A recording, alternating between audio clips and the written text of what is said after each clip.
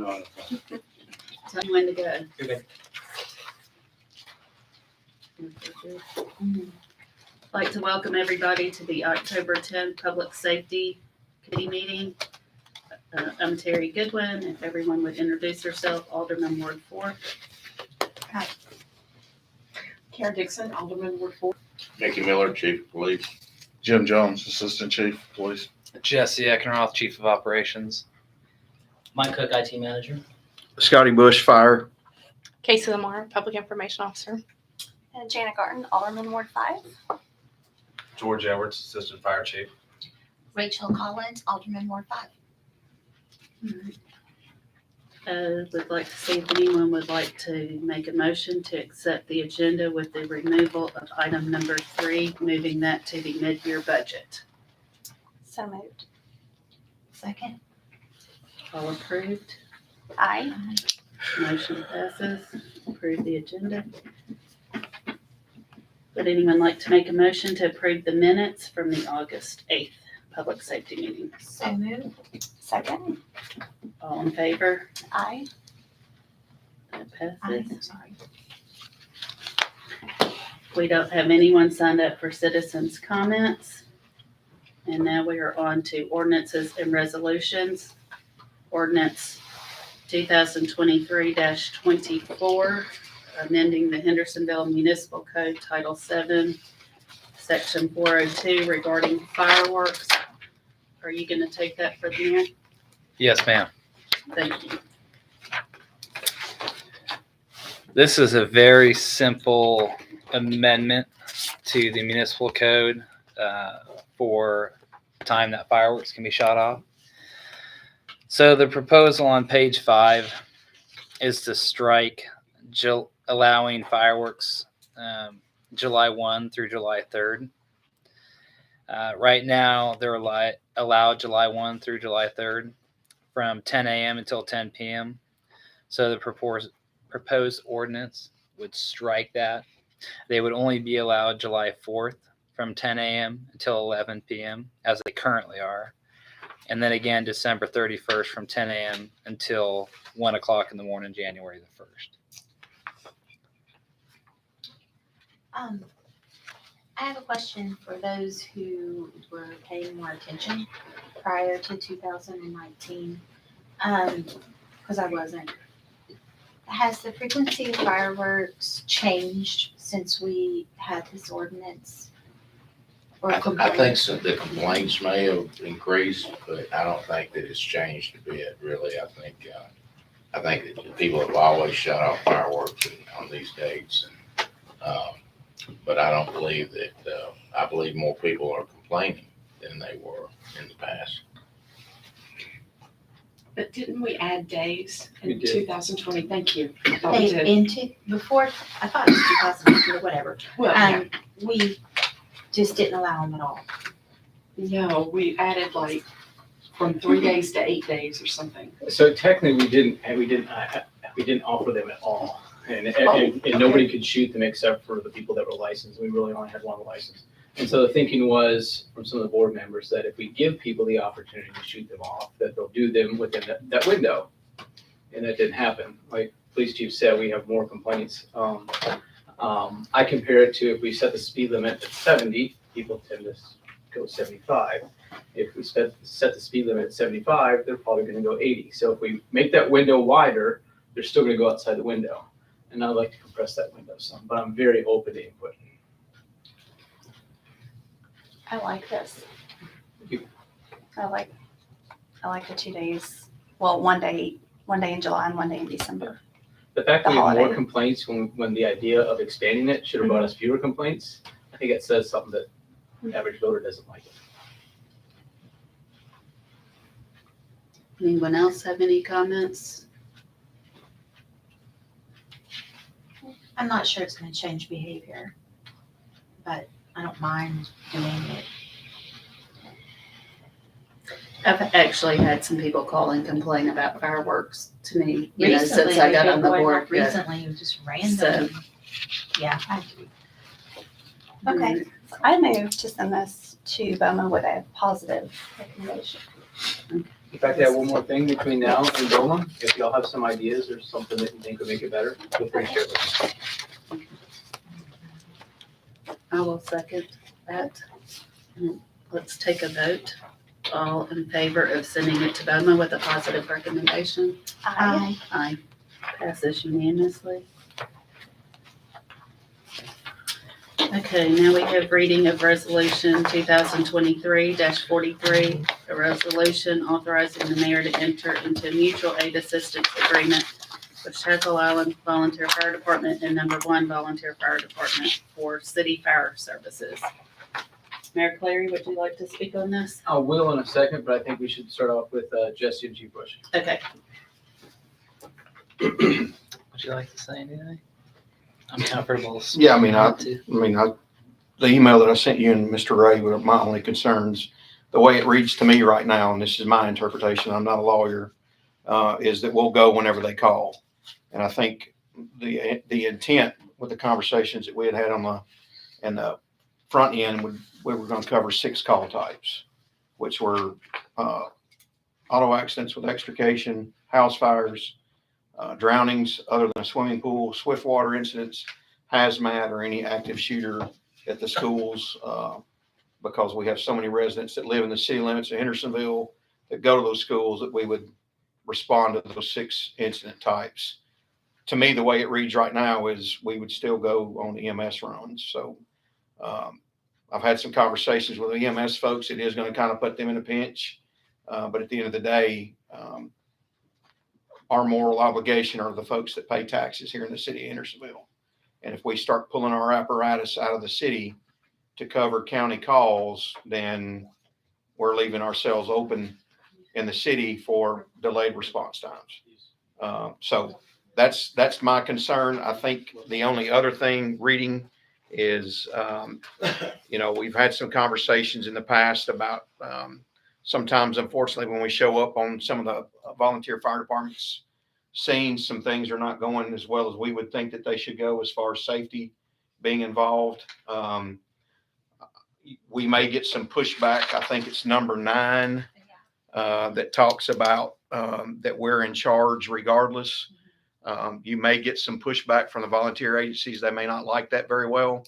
But at the end of the day, again, if we got options, right? If we show up and things are not going well, in the past, I know in West Tennessee, when things like that would happen, the career departments would pack up and just leave because they don't want to be involved in things that could jeopardize staff's well-being or other people's well-being. So that's always an option as well. So I think if there's going to be any conversation with this, from my perspective, would be those 2 things, adding it to 6 call types, excluding EMS, and then potentially having to try to clear some things up with the volunteer agencies on who's in charge. My fear is when we get out there, if things aren't going well, all of my folks are required to have a certain level of training every year. They're required to have NIMS training, and I'm not knocking the volunteer fire departments. They don't have the opportunities that we do to get that training. They may not have the funding to do that. They may not have the opportunity to send their folks. My folks, we have expectations that we set for them, and they must meet those. And for any unsafe activity to go and us to be a part of would be a little apprehensive for me. If I may add, there was no reasoning behind not including those things that Chief Bush mentioned. I just failed to put those in there. So if the board, if the committee wanted to make an amendment to add those things, that the calls would only include those 6 call types. And Chief, what about putting something in number 9 that if the senior fire officer for the city didn't believe that the scene or whatever is not safe, or for any other reason, that the city has the discretion to leave? Is that what you're kind of? Yes, sir. Yeah, I think it may go better with the volunteer fire departments, right? Because they're going to have to sign and agree that they're wanting to do this. And I think if they see it from their perspective of, we're going to come out there and we're going to take over, because let's just be honest, if they show up they're going to have a head start on the tactics and their decisions that they've made. And then we're going to come in and all of a sudden, if things are going well, we're going to take over. It could be somewhat viewed as offensive to them. And I don't, that's really not a position I want folks to be in at 1 o'clock in the morning or 2 o'clock in the afternoon, is to have those confrontations on a fire ground when we're all supposed to be out there for the same purpose, to help serve people. If our guys are leaving the city to go out there, I want y'all to have the say of what happens on the scene. I mean, I'm not Sure. comfortable. I mean, feel like that's a priority. I mean, if we're going to help, you have a lot more training, not taking anything from them, but our guys need to be the ones that. I mean, a prime example is the last accident that we went to out on Long Hollow Pike. They requested us. We went, of course. We get there, the car's on its side. They're starting to stabilize the vehicle. Our policies in the city of Hendersonville is anytime you have an active extrication, you will have a hand line on the ground, right? Which means you provide protection in case of gas leak, something sparks from a tool, catches something on fire. We're going to protect the people in the car and the staff doing the work. So when we got there, that was not happening.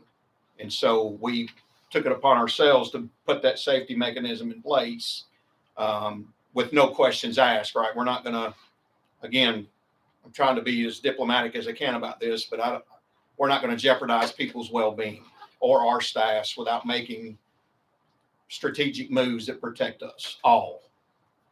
So, I mean, that's just one example. I mean, we've gone some fire scenes that some stuff was in question. You get into, we pump test our stuff every year. We hose test our stuff every year. I'm not sure if the volunteer agencies do that. So when you're pulling the hand lines off or you're working off a volunteer fire department fire engine, if something goes wrong, we don't have any documentation to support that we had our vehicles serviced, if that makes sense. And again, I'm not knocking them. They just don't have the financial resources to do this stuff that's mandated by NFPA or requested by NFPA to ensure safe operations. I don't mind if we help, but if we are leaving our city to do that, I think. I mean, I'm perfectly fine with the way it is, right? I'm just saying that might be a rub with the volunteer agencies, and they may not want to do that, and that's their decision, right? And then that kind of. But I don't want to put our people Sure. in harm's way. No. Right.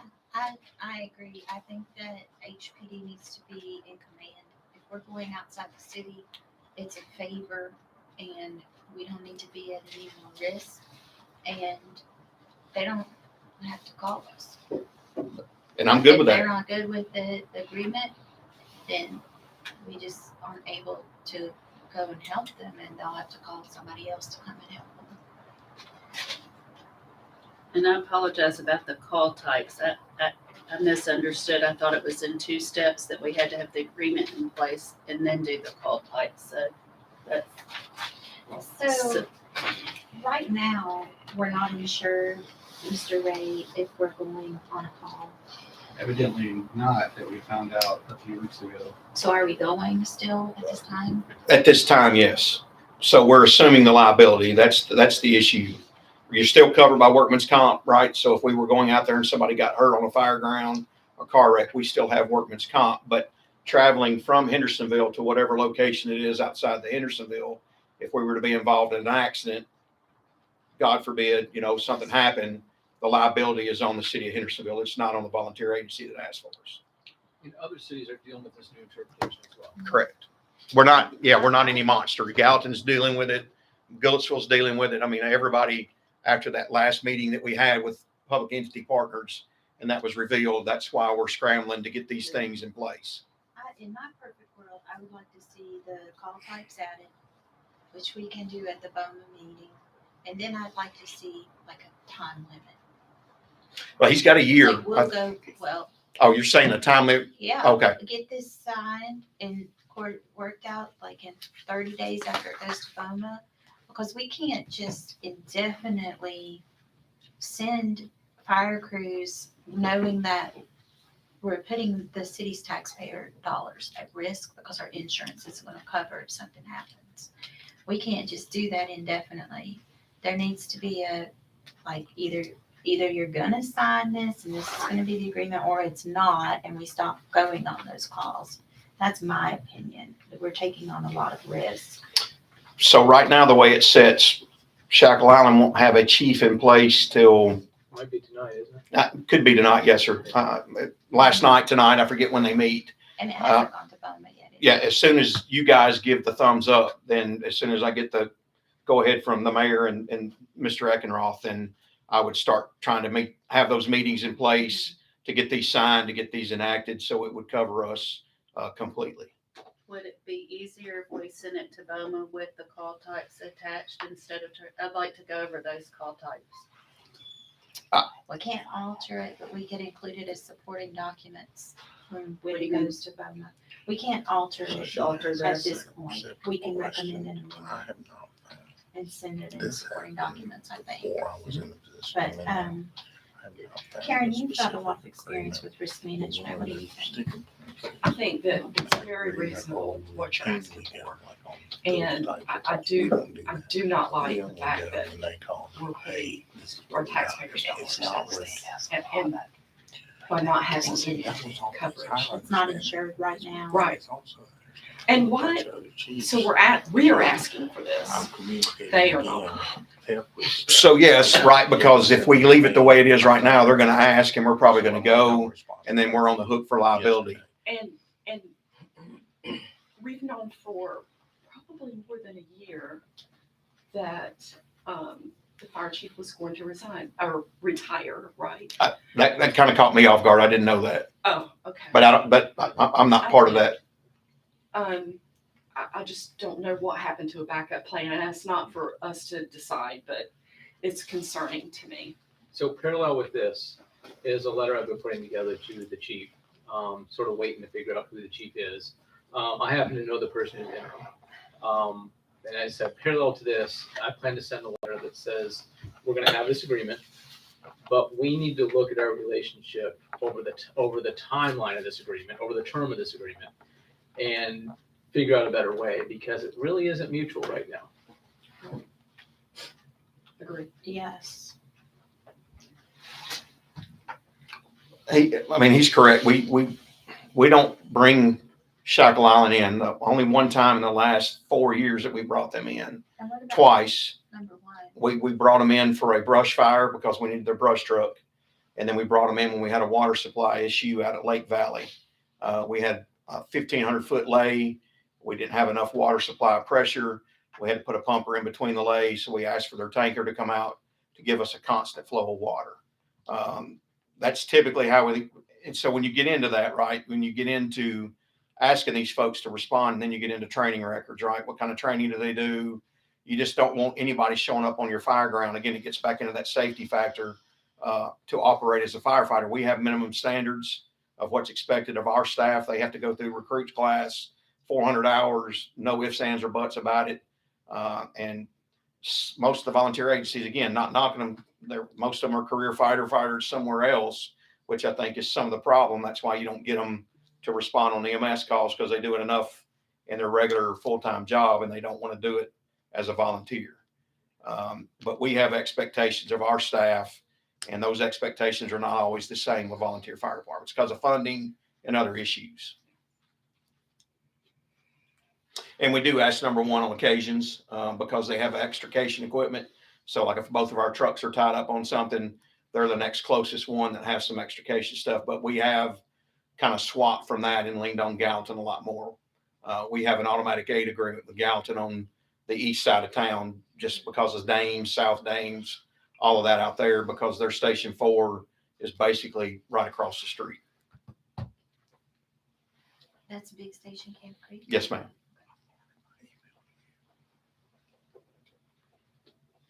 So I would move that we send this with a positive recommendation, and that we recommend the amendment to add the 6 call types and we would include that in the BOMA packet as supporting documents, and then that we put a 30-day timeline behind it. Can we amend number 9 to make that our firefighters are the primary and what they say goes with Does it, do you have anything that says that, I thought he said it or was is it already not there. strong enough? Actually, Unless mutually agreed otherwise, the senior fire Do officer. you think that's good enough? Chief, when you have a second, Yes, sir. they're asking about I'm sorry. your, maybe change to number 9. Is that That- strong That enough? puts you guys I'm in not sure charge. it's strong enough. Do you? But I wanted to also ask you, and I added to, this started from a model agreement that Pat or somebody provided through Chief Bush. But I added number 2E, where it says the parties hereby acknowledge and agree that this agreement does not create a duty on either party to respond to any request for aid, and that the responding party retains the discretion over whether and to what extent to give the aid requested. So just because they're requested doesn't mean that we have a duty to go. And just because we go doesn't mean we have to render all the aid that they want. Does that help, or do you want to make that a little bit stronger in terms of unsafe or any situation? I didn't have a problem with the way that was worded, right? I think that's good, because typically what happens is, right now, in the past, we've always sent an engine, a truck company, and a supervisor. If they wanted more resources than that, then they've got to ask, and then I've got to ask the two of these folks, the mayor and Jesse, hey, they're asking for half of our resources. Because again, as you start pulling stuff out of the city of Hendersonville, you're reducing coverage for the folks in the city that are paying for the services that they're getting, if that makes sense. So I think what you have in there is we have the right to say, if they call and ask, and we've got a big incident going on, and we don't want to send an engine company that's not tied up because we're already tied up with a big scene, then we can say, absolutely not. You need to call somebody else. I think that covers us completely in that, from my perspective. But that doesn't address your concerns about the number 9, does it? About it? No, sir. And again, I understand what everybody's saying here, right? They want us to be in charge. I'm just, and knowing how the volunteer fire agencies are, I'm not, again, I just feel like that they're going to feel like you're stepping on their toes because things are going well out here. And now all of a sudden, big bad Hendersonville shows up and you want to be in charge. And I don't want my staff to be exposed to that. Like I said, we're all there for the common goal of helping people. That might be the only hang up with people signing, but you guys are the rule makers. Whatever rules you make, we will certainly abide by those. Would it be helpful if Chief Bush and I, and maybe the mayor or Jesse too, get together and see if that language could be improved any to help address what Chief Bush's concerns are? Sure. Would that help? Or I just want to make sure it's the way that you feel comfortable. I just want our guys to be comfortable when they go out there, that they can make the decisions. And I feel like we're offering them help, they don't have to accept it, and we're allowed to set the terms of how we're gonna help them. Well, that's true.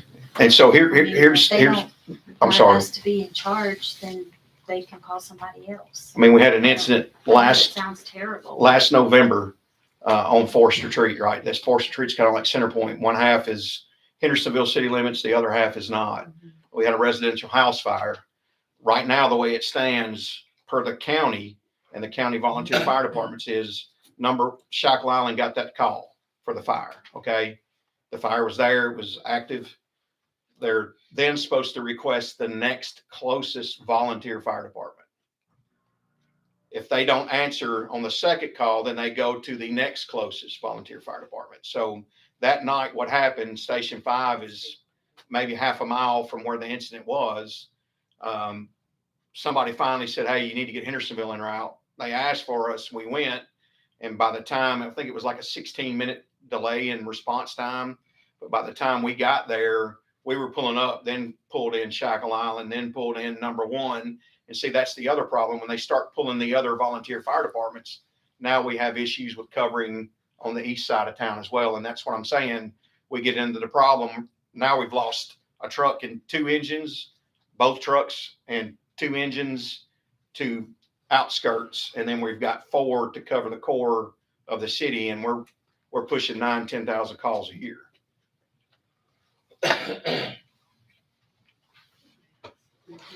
Will you tell me the 6 call types again? Yes, ma'am. It's a vehicle entrapment with extrication, or you can just put MVA with entrapment. That might be easier. Confirmed house fire or apartment fire, whatever. Structure fire. A drowning other than a swimming pool. Swift water.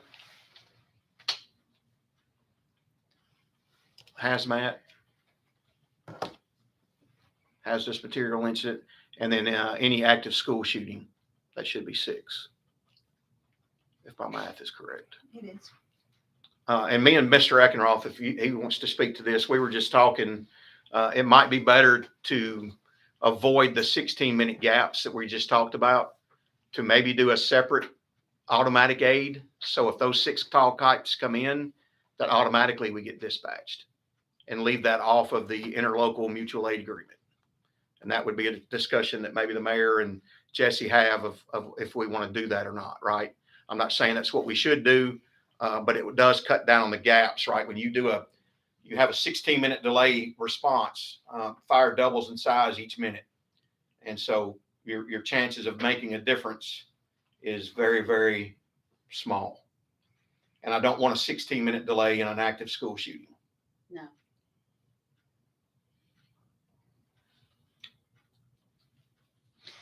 Yeah, so I agree with that. I've been saying that all along, particularly the school shooting situation is terrifying. We should be on that first round of phone calls.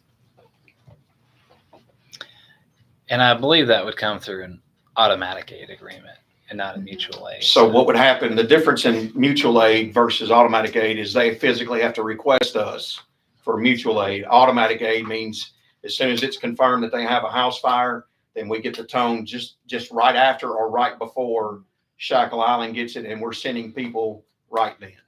So There's no time gaps. do we need to do this and like immediately so that we have, because of our liability risk, and then step 2 is to figure out this automatic aid with the 6 call types that we would be going to now as mutual, but then step 2 is to switch it to automatic?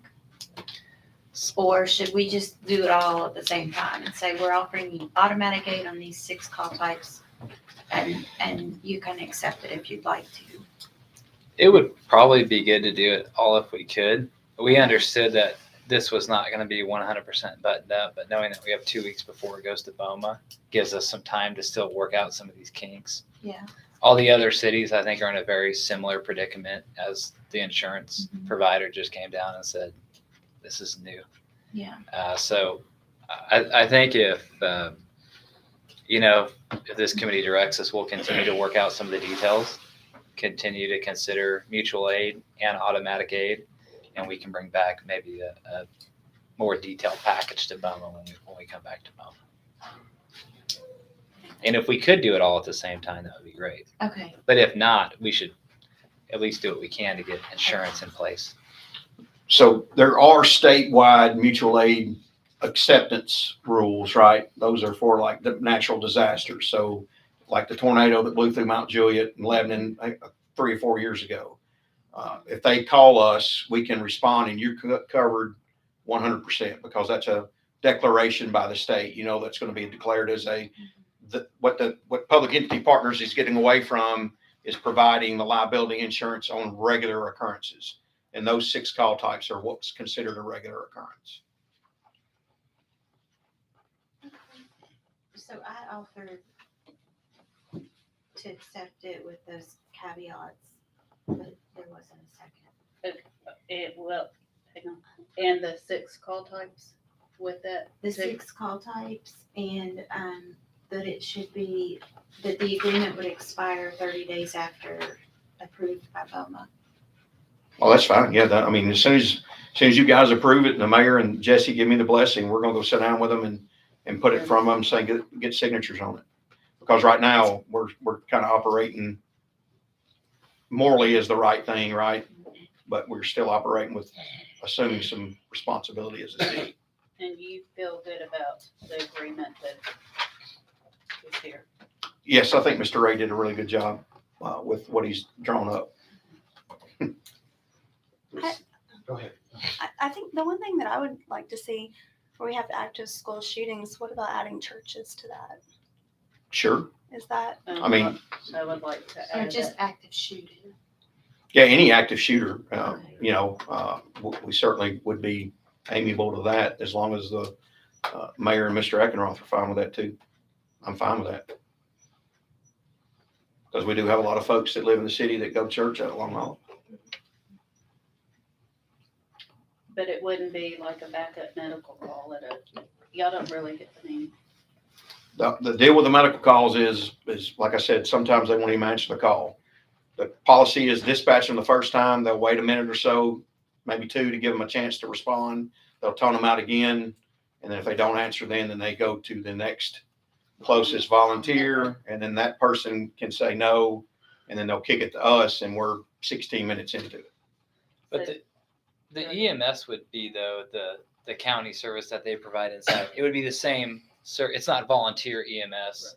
It's because it's the ambulance service that runs inside the city and outside the city. So, So they should be there. right. It wouldn't be full time. They're full time trained EMS paramedic professionals. Yes, sometimes you just get the bariatric patients, which are the larger patients or cardiac arrest.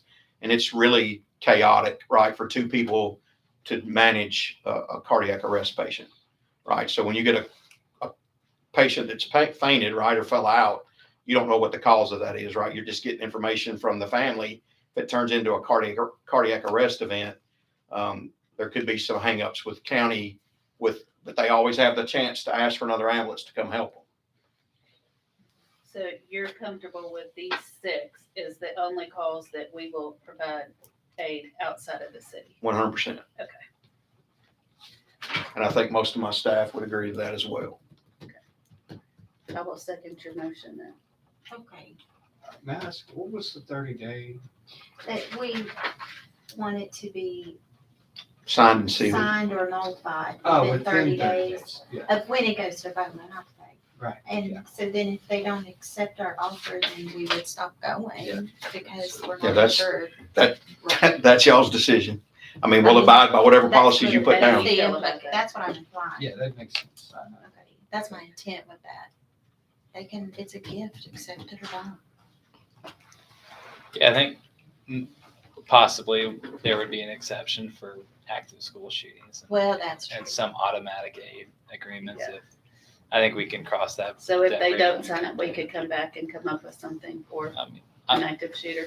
I would think that, us volunteering our time out there is, I don't think anyone's going to turn us away if HFD shows up out there. It's Yeah, just so that- in some of the meetings we've had with police departments, and they can speak a lot more to this, again, volunteer agencies not knocking them, but they're going to show up in blue jeans and a t-shirt. If they're clearing a school, right, and they're not in a vest that's identified with HFD or any other fire department, it could be problematic for them because now they're stopping whoever's walking in a hallway with the blue jeans and just a t-shirt on. Now it's distracting from what they're trying to do, right, to get to the person and neutralize them. And so that's part of the conversation is, yeah, I mean, it can get as big as you want it to get, right?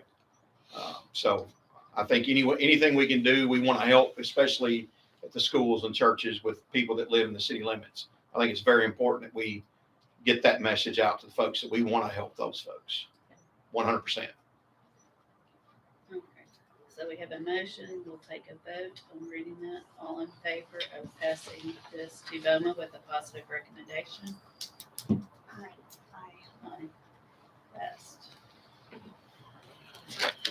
And next we have just an update on the traffic at Burris Elementary. So Mr. Eckenroth and I met with the school officials and the administrators of Mustang Lane and our Burris Elementary. And bottom line is what was happening is they had a large portion of their property that they were not utilizing when it came time for school kids to get out of school in the afternoons. And it was causing traffic to back up on Mustang Lane and all the way out to Greg's Creek Road. So obviously in the long term, when the fire hall opens out there, that's going to be a concern. So we proposed a traffic plan to them that entailed them changing the entire way they release the kids where the parents pick the kids up at as for cars as opposed to the buses. And we reached an agreement on that. They implemented it right after Labor Day. That was their target date, was to implement that, get the news out to the parents so that coming back from Labor Day, they'd start the new process. Since that's been done, I have talked to Mr. Johnson with Sumner County School Board. He indicates that there's a few hiccups the first day or two, but once they got those smoothed out, that it's made a drastic improvement out there. And we have not received any complaints from citizens about, the traffic's crazy out here. Very obviously, when you have 300 or 400 kids getting out of school and that many parents picking them all up, there's going to be traffic. That's just the bottom line. And there's no way to 100% solve that problem when you have so few kids riding the buses. But it seems to have made a huge improvement out there. As someone that's been in the line, it is much better. Do you have an update on the fire station when it will be ready? Middle of November is what we're shooting for, 14th, 15th.